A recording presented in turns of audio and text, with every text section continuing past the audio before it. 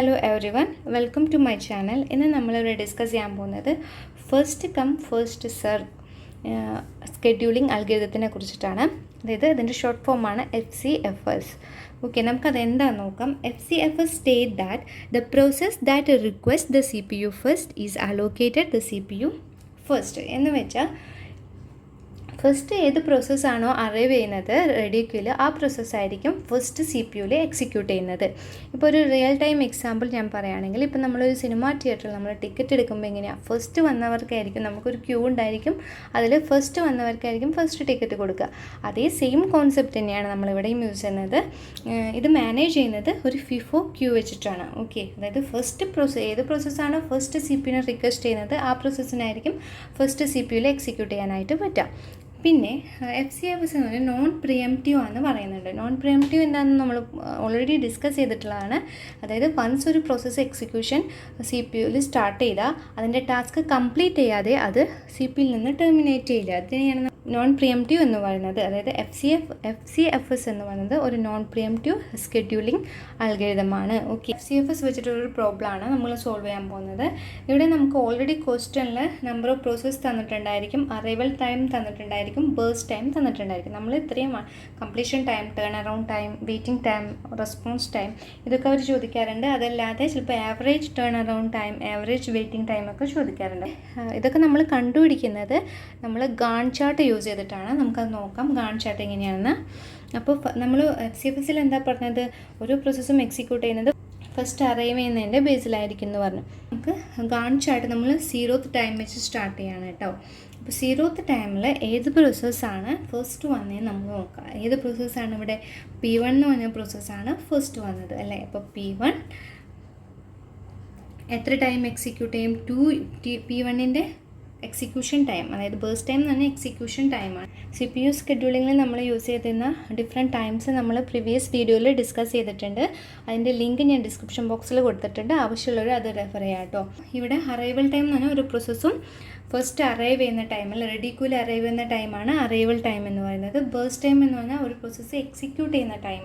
0th ടൈമിൽ first വന്ന process ഏതാണ്, P1 എന്ന പ്രോസസ്സാണ് ഫസ്റ്റ് വന്നത്. അതിൻ്റെ എക്സിക്യൂഷൻ ടൈം എത്രയാണ്, അതായത് ബേഴ്സ്റ്റ് ടൈം എത്രയാണ്, 2 യൂണിറ്റ് ഓഫ് ടൈമാണ് P1ൻ്റെ എക്സിക്യൂഷൻ ടൈം. അപ്പോൾ P1 2 unit of time execute ചെയ്യും. ഓക്കെ, നമ്മൾ നേരത്തെ പറഞ്ഞിരുന്നു FCFS എന്ന് പറയുന്നത് നോൺ പ്രിയംറ്റീവ് ആണ്. അതായത് അതിൻ്റെ ഒരു പ്രോസസ്സ് എക്സിക്യൂഷൻ സ്റ്റാർട്ട് ചെയ്താൽ അത് കംപ്ലീറ്റ് ചെയ്തിട്ട് നെക്സ്റ്റ് പ്രോസസ്സിന് എക്സിക്യൂഷൻ സ്റ്റാർട്ട് ചെയ്യാനായിട്ട് പറ്റുള്ളൂ എന്ന് പറഞ്ഞു. ഇവിടെ 0th ടൈം തൊട്ട് 2 യൂണിറ്റ് ഓഫ് ടൈം വരെ P1 എക്സിക്യൂട്ട് ചെയ്തു. P1ൻ്റെ എക്സിക്യൂഷൻ കംപ്ലീറ്റ് ചെയ്താലേ P2 എക്സിക്യൂട്ട് ചെയ്യാനായിട്ട് പറ്റുള്ളൂ. P1ൻ്റെ എക്സിക്യൂഷൻ എപ്പോഴാണ് കംപ്ലീറ്റ് ചെയ്തത്, 2 യൂണിറ്റ് ഓഫ് ടൈമിൽ കംപ്ലീറ്റ് ചെയ്തപ്പോൾ P2 എക്സിക്യൂട്ട് ചെയ്തു. P2ൻ്റെ ബേഴ്സ്റ്റ് ടൈം എത്രയാണ്, 2. അതായത് 2 to 4 യൂണിറ്റ് ഓഫ് ടൈം വരെ 2 + 2 4 യൂണിറ്റ് ഓഫ് ടൈം വരെ P2 എക്സിക്യൂട്ട് ചെയ്തു. 4th യൂണിറ്റ് ഓഫ് ടൈമിൽ എന്തെങ്കിലും പ്രോസസ്സ് നമ്മൾ വന്നിട്ടുണ്ടോ എന്ന് നമ്മൾ ചെക്ക് ചെയ്യാം. ഇവിടെ 4th യൂണിറ്റ് ഓഫ് ടൈമിൽ ഒരു പ്രോസസ്സും വന്നിട്ടില്ല, പക്ഷേ 5th യൂണിറ്റ് ഓഫ് ടൈമിലാണ് ഒരു പ്രോസസ്സ് വന്നിരിക്കുന്നത്. അതായത് 4 to 5 വരെ ഒരു പ്രോസസ്സും വന്നിട്ടില്ല അല്ലേ. അപ്പോൾ അതിൽ CPU ഐഡിയൽ ആയിട്ടായിരിക്കും. CPU അവിടെ പ്രോസസ്സ് ഒന്നും എക്സിക്യൂഷൻ ഉണ്ടായിരിക്കില്ല, CPU ഇവിടെ ഐഡിയൽ ആയിട്ടായിരിക്കും ഇരിക്കുക. 5th ടൈമിൽ ഏതാ വന്നത്, P3 വന്നു. അപ്പോൾ P3 എക്സിക്യൂട്ട് ചെയ്തു. എത്ര വരെയാണ് ബേഴ്സ്റ്റ് ടൈം എത്രയാണ്, 3. അതായത് 8 യൂണിറ്റ് ഓഫ് ടൈം വരെ P3 എക്സിക്യൂട്ട് ചെയ്തു. അതുപോലെ തന്നെ P4 6th ടൈമിൽ വന്നിരുന്നു, പക്ഷേ P3 എക്സിക്യൂട്ട് ചെയ്യുന്നതുകൊണ്ട് വെയിറ്റിംഗ് ക്യൂലായിരുന്നു. അപ്പോൾ P3ൻ്റെ എക്സിക്യൂഷൻ കംപ്ലീറ്റ് ചെയ്യുമ്പോൾ P4 എക്സിക്യൂട്ട് ചെയ്യും. P4 എത്ര ടൈം വരെ എക്സിക്യൂട്ട് ചെയ്യും, 4 യൂണിറ്റ് ഓഫ് ടൈം വരെ എക്സിക്യൂട്ട് ചെയ്യും. അതായത് 8 + 4 12 യൂണിറ്റ് ഓഫ് ടൈം വരെ P4 എക്സിക്യൂട്ട് ചെയ്തു. ഓക്കെ, ഇതാണ് നമ്മുടെ ഗാൺ ചാർട്ട് എന്ന് പറയുന്നത്. ഇനി ഇതിൽ നിന്ന് നമ്മളിതിലെ കംപ്ലീഷൻ ടൈം കണ്ടുപിടിക്കുന്നത്. കംപ്ലീഷൻ ടൈം എന്ന് പറഞ്ഞാൽ ഇപ്പോൾ ഗാൺ ചാർട്ടിൽ ഓരോ പ്രോസസ്സിന് ലെഫ്റ്റ് ഹാൻഡ് സൈഡ് അത് CPU എക്സിക്യൂഷൻ സ്റ്റാർട്ട് ചെയ്ത ടൈമും റൈറ്റ് ഹാൻഡ് സൈഡ് അതിൻ്റെ ടാസ്ക് കംപ്ലീറ്റ് ചെയ്ത ടൈമും ആയിരിക്കും. ഓക്കെ, അപ്പോൾ നമുക്ക് നോക്കാം. ഇപ്പോൾ P1ൻ്റെ കംപ്ലീഷൻ ടൈം എത്രയാണ്, 2. ഓക്കെ, 2. ദെൻ P2ൻ്റെ എത്രയാണ്, P2 സ്റ്റാർട്ട് ചെയ്തത് 2ലാണ്, പക്ഷേ ഫിനിഷ് ചെയ്തത് 4. അതുപോലെ തന്നെ P3 5th time unit of ടൈമിൽ സ്റ്റാർട്ട് ചെയ്തു, 8ൽ കംപ്ലീറ്റ് ചെയ്തു. സിമിലർലി P4 കംപ്ലീറ്റ് ചെയ്തത് 12ൽ. 12th യൂണിറ്റ് ഓഫ് ടൈമിലാണ് P4 കംപ്ലീറ്റ് ചെയ്തത്. ഇനി നെക്സ്റ്റ് നമുക്ക് ടേൺ അറൗണ്ട് ടൈം കണ്ടുപിടിക്കണം. ടേൺ അറൗണ്ട് ടൈം കണ്ടുപിടിക്കാനുള്ള ഒരു ഇക്വേഷനാണ് completion time minus arrival time. ഇവിടെ നമുക്ക് കംപ്ലീഷൻ ടൈം നമ്മൾ ഓൾറെഡി കണ്ടുപിടിച്ചു അല്ലേ. പിന്നെ അറൈവൽ ടൈം നമുക്ക് ക്വസ്റ്റ്യനിൽ തന്നിട്ടുണ്ട്. അപ്പോൾ അതിൽ നിന്ന് നമ്മളിങ്ങനെ ടേൺ അറൗണ്ട് ടൈം കണ്ടുപിടിക്കുക. അതായത് completion time minus arrival time. അപ്പോൾ P1 എന്ന പ്രോസസ്സിൻ്റെ ടേൺ അറൗണ്ട് ടൈം എന്ന് പറയുന്നത് 2 - 0 2. ഓക്കെ. അതുപോലെ P2ൻ്റെ കംപ്ലീഷൻ ടൈം എത്രയാണ് 4, അറൈവൽ ടൈം എത്രയാണ് 1. അതായത് 4 - 1 = 3. ഇനി അതുപോലെ P3യുടെ completion time 8, arrival time 5. That means 8 - 5 3. Next P4ൻ്റെ കംപ്ലീഷൻ ടൈം 12, അറൈവൽ ടൈം 6. അതായത് 12 - 6 6. ഇങ്ങനെ നമ്മൾ ടേൺ അറൗണ്ട് ടൈം കണ്ടുപിടിച്ചു. ഇനി വെയിറ്റിംഗ് ടൈം കണ്ടുപിടിക്കാം. വെയിറ്റിംഗ് ടൈം കണ്ടുപിടിക്കാനുള്ള ഇക്വേഷനാണ് turn around time minus burst time.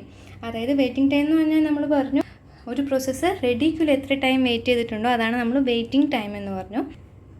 Turn around time എന്ന് പറഞ്ഞാൽ ടോട്ടൽ എത്ര ടൈം ഒരു പ്രോസസ്സ് സിസ്റ്റത്തിൽ നിന്നു അതിൽ എക്സിക്യൂഷൻ ടൈം ഉണ്ടായിരിക്കും പ്ലസ് വെയിറ്റിംഗ് ടൈം ഉണ്ടായിരിക്കും. ആ ടേൺ അറൗണ്ട് ടൈമിൽ നിന്ന് ബേഴ്സ്റ്റ് ടൈം മൈനസ്, അതായത് എക്സിക്യൂഷൻ ടൈം മൈനസ് ചെയ്ത് കിട്ടുന്നതാണ് നമുക്ക് വെയിറ്റിംഗ് ടൈം. അതാണ് വെയിറ്റിംഗ് ടൈം കാണാനുള്ള equation turn around time minus burst time. Okay. Turn around time എന്ന് പറഞ്ഞാൽ എത്രയാണ് 2. P1 എന്ന് പറഞ്ഞ പ്രോസസ്സിൻ്റെ turn around time 2, burst time എന്ന് പറയുന്നത് 2. അതായത് 2 - 2 0.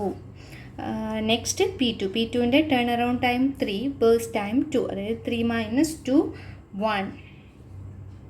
ഓക്കെ. നെക്സ്റ്റ് P3യുടെ turn around time 3, burst time 3. 3 - 3 0.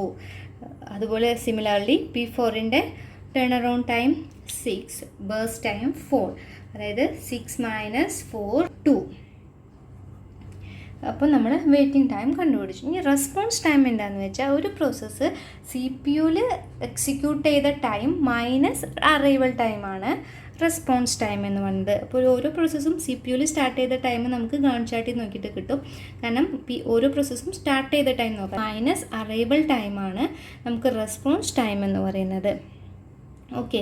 അപ്പോൾ P1ൻ്റെ നമുക്ക് റെസ്പോൺസ് ടൈം എത്രയാണെന്ന് നോക്കാം. P1ൻ്റെ എക്സിക്യൂഷൻ സ്റ്റാർട്ട് ചെയ്തത് 0th ടൈമിലാണ്. അതിൻ്റെ അറൈവൽ ടൈം എന്ന് പറയുന്നത് 0 ആണ്. അതായത് 0 - 0 0 ആണ് റെസ്പോൺസ് ടൈം. അതുപോലെ തന്നെ ഇപ്പോൾ P2ൻ്റെ എടുക്കുകയാണെങ്കിൽ P2ൻ്റെ എക്സിക്യൂഷൻ CPU എക്സിക്യൂഷൻ സ്റ്റാർട്ട് ചെയ്തത് 2 യൂണിറ്റ് ഓഫ് ടൈം. പക്ഷേ P2ൻ്റെ അറൈവൽ ടൈം എത്രയാണ് 1 ആണ്. അപ്പോൾ 2 - 1 1 ആണ് P2ൻ്റെ റെസ്പോൺസ് ടൈം. നെക്സ്റ്റ് P3യുടെ അറൈവൽ ടൈം 5 ആണ്. പക്ഷേ P3 എക്സിക്യൂഷൻ സ്റ്റാർട്ട് ചെയ്തത് 5. അതായത് 5 - 5 0. ഓക്കെ. നെക്സ്റ്റ് P4ൻ്റെ എക്സിക്യൂഷൻ ടൈം CPU-ൽ എക്സിക്യൂട്ട് ചെയ്തത് 8 മൈനസ് അറൈവൽ ടൈം എത്രയാണ് 6. That means 2. 8 - 6 2.